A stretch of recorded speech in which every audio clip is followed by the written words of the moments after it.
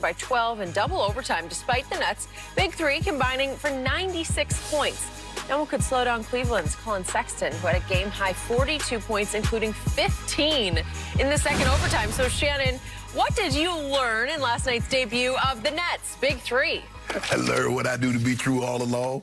Although they're going to be outstanding offense, defense is going to be their problem.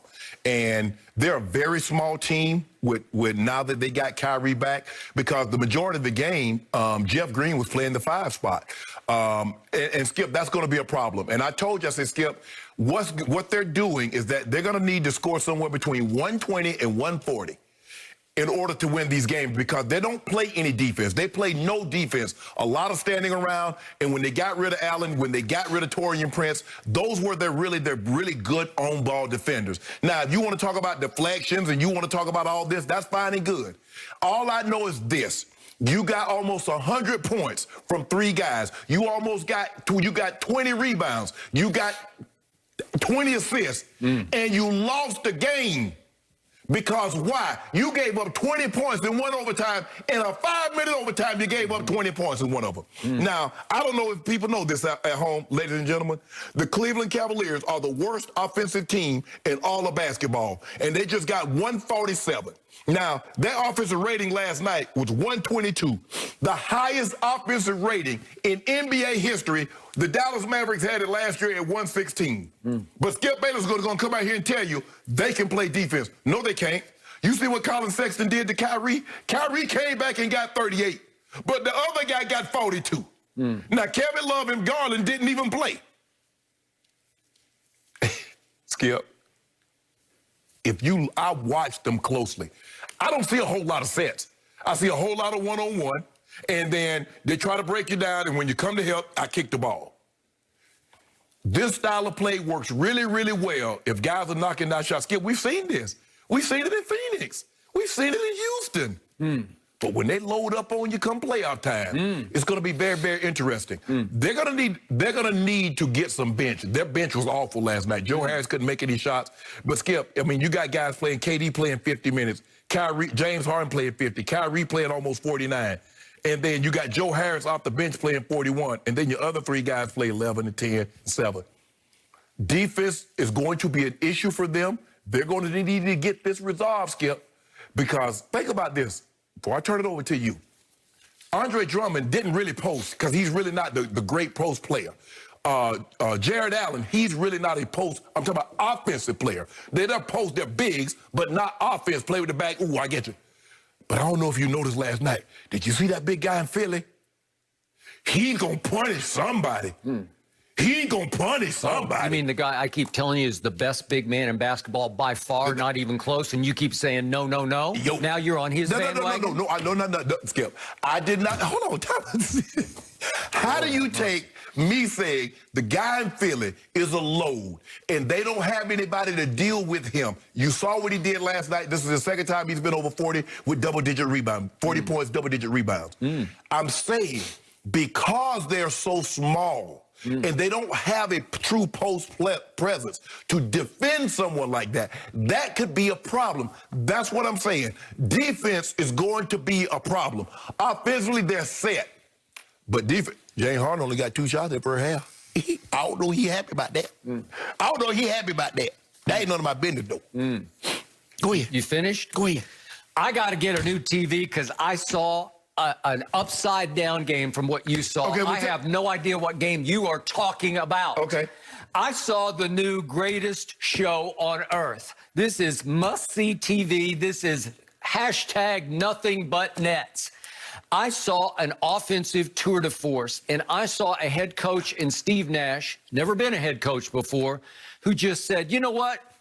Let's turn this into one long cardio scrimmage. I'm going to play my new big 3 in Kyrie's debut, a career-high Kevin Durant 50 minutes, a career-high for James Harden 50, but really 51 minutes. And I'm going to play Kyrie Irving 48 minutes and 22 seconds after he has been out for 7 games and was worried about his cardio coming back. Right? That's how many minutes I'm going to play those guys, and I'm going to play them all 3 because they just need reps. Right. And you wanted to win that game. It was against a team, the Cleveland Cavaliers, who are, they're the worst statistical offensive team in basketball. What did they do last night from the three-point line? They made 20 out of 40. Why did they do that? Because they were inspired, because two of their newest players used to be Brooklyn Nets. Am I right? Yep. Did you see what Jared Allen did last night? He had 12 points and 11 rebounds off the bench. Did you see what Taurean Prince did for the Cavaliers last night? Inspired, 17 points and 7 rebounds off the bench. Okay.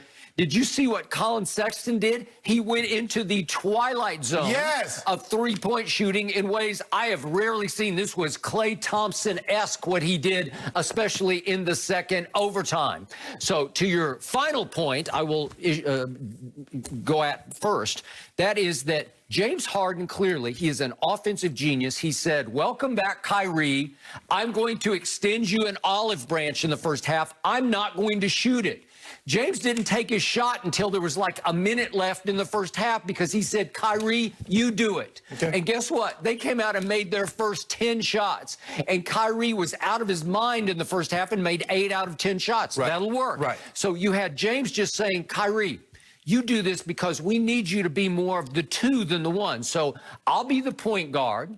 I'll initiate the offense, but you score the basketball, which he did at the highest level. So Kyrie didn't miss a beat. All that time off that he had, and everybody was all over him. He came right back, and he looked like Kyrie Irving, and he blended right in. And then in the second half, James said, you know what, maybe I should start shooting. And he began to shoot, and all he did was wind up with a triple-double. James Harden is leading the league in assists, and he had 12 more last night. Is that good? Yeah. I'd say that's pretty good. He scored 21 without even shooting in the first half. Is that good? Yeah. That is sensationally good. Yeah. Okay, now let's go to the end of regulation, shall we? Yeah, we shall. Because Kyrie Irving, listen, they are on a tear. They are charging to the finish line because they got sick and tired of Cleveland playing way over its head, making three-point shots, and they said, watch this. They close the fourth quarter on a 28-15 run at Cleveland. Is that good? That is great. It was firepower. It was greatest show on earth, tour de force. And it comes down to Kyrie got the basketball at the end, and he drives it up the floor on one Collin Sexton. If we could see this play, please. And I immediately tweeted, here's the ball. They force a turnover. And here comes Kyrie. James just said, you do it. You're the last shot taker. And he drives right past Collin Sexton. And the referee calls an offensive foul. And I immediately tweeted, you can check my timeline. I said, that is completely wrong. Collin Sexton leans into him, hacks him across the leg. And somehow, because Kyrie's elbow hit Collin Sexton in the jaw because he leaned right in front of it, Kyrie didn't extend his elbow.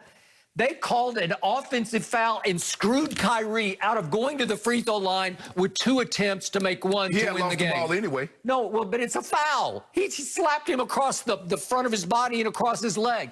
And guess what they did? They go review it, and they say, whoops, we screwed up. We reversed the call. Well, guess what? When you reverse a call at the end of the game like that, guess what the result is?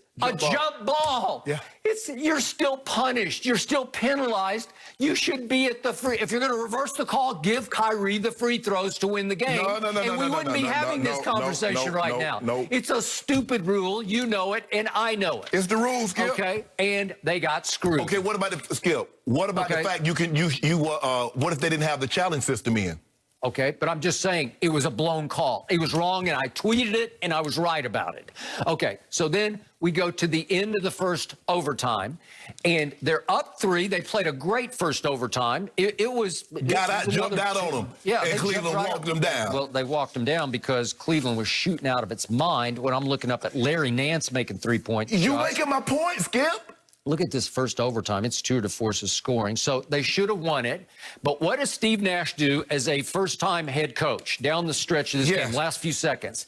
Collin Sexton had the ball. You just foul because you can foul him and with literally no time left on the clock. Just foul him. Just go ahead and foul him before he goes into shooting mode. If you foul him and Kyrie's on him and Kyrie defended it very well, Collin Sexton just made a ridiculous shot to tie the game and send it to the second overtime. Well, he literally wore out Kyrie in the second overtime because Kyrie's playing 48 minutes and he hasn't played in 7 games. And I'm saying, Steve, look, if you know, do you know Bruce Brown? I keep raving about him. He is their designated defender. He is 6 feet 4 inches tall, out of the University of Miami. And again, he should have been on Collin Sexton for portions of each of the overtime. Let Kyrie have a break. But Steve Nash is just trying to get the big three in rhythm in a close game just so they can figure each other out. But Kyrie's legs had to be dead. He hasn't played in what's it been, going on 3 weeks? But you're making my point. You keep telling me, you do realize that the Cleveland Cavaliers got up 109 shots. They made 56 of them. That's 51.4%. They got up 43s. They made 20. That's 50%. You're making my point about the defensive end, Skip. Right, but you keep talking about offense. You won't mention the game. They locked them up and locked them down the stretch of the fourth quarter. I just showed you 28-15, and they got screwed on the last call, or the game's over. Skip. I'm sorry, it's over. They scored. It should have been over. They should have won it easily at the end of regulation by saying that's enough. Skip. You can't ask those. What have you been telling me about James Harden? He's fat. Well, how did he play 50 minutes last night? He must have lost 15 pounds last night. Skip, you keep telling me that they locked them up, but they had 62 points in the second half. They scored 4. After you jumped out to a 6-7 point lead in the first overtime, they walked you down. And then they scored 20 in the second overtime. You keep talking about offense. You keep talking about 38, and this one had 39, and this one had a triple.